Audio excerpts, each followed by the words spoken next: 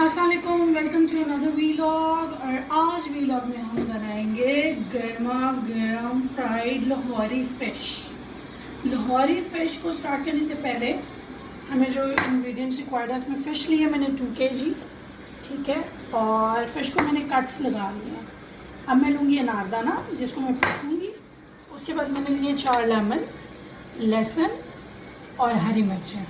इन सब चीज़ों का पेस्ट बनाना है, ठीक है। और सबसे पहले मैं जो है अनारदाना पीस लूँगी। हमने जो पेस्ट है वो रेडी कर लिया। इसमें हमने अनारदाना, लहसुन, हरी मिर्चें और लेमन जो है वो स्क्वीज़ कर लिया। अब हम ये पूरा पेस्ट जो है मछली को लगा देंगे।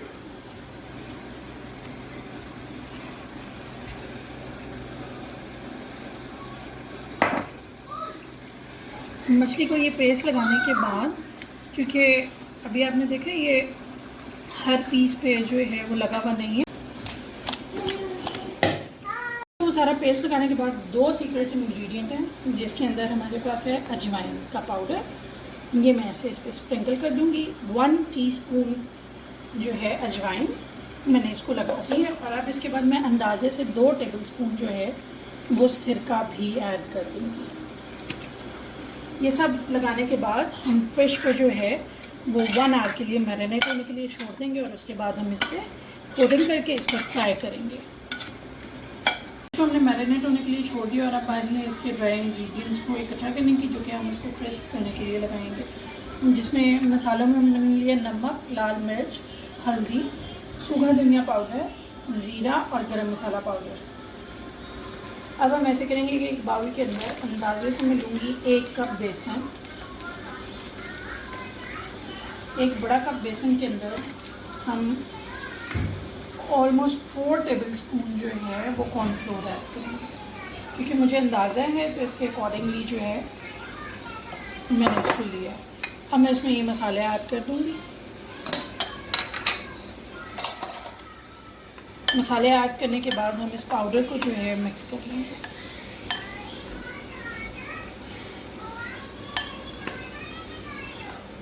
हमारे पास रेडी है। इसमें हम जो मसाला और बेसन है ये ऐड कर देंगे और अब हम इसको मिक्स कर लेंगे।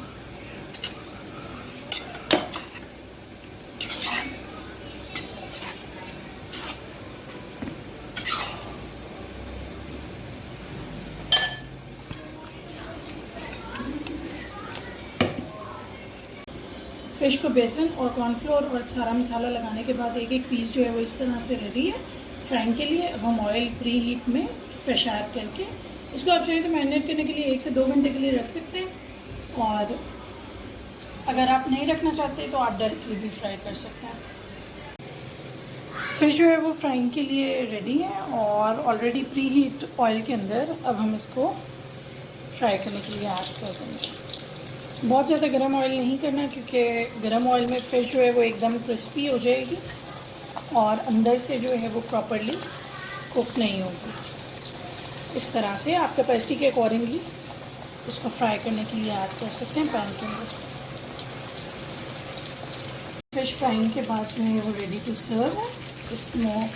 इसको हम अब डिश आउट कर लेंगे। थोड़े से बड़े पीसेज हैं और आप चाहें तो पीसेस छोटे भी कर सकते हैं। फ्राइंग के बाद हमारी जो फिश है कुछ इस तरह से दिखाई दे रही है।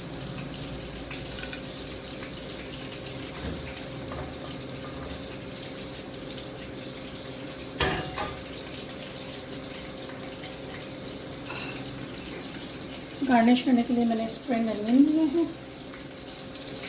और आज का व्लॉग हमारा कंप्लीट हो गया। मिलते हैं अगले व्लॉग में। रेसिपी आपको पसंद आए तो प्लीज़ लाइक और कमेंट कीजिएगा और चैनल को सब्सक्राइब कीजिएगा।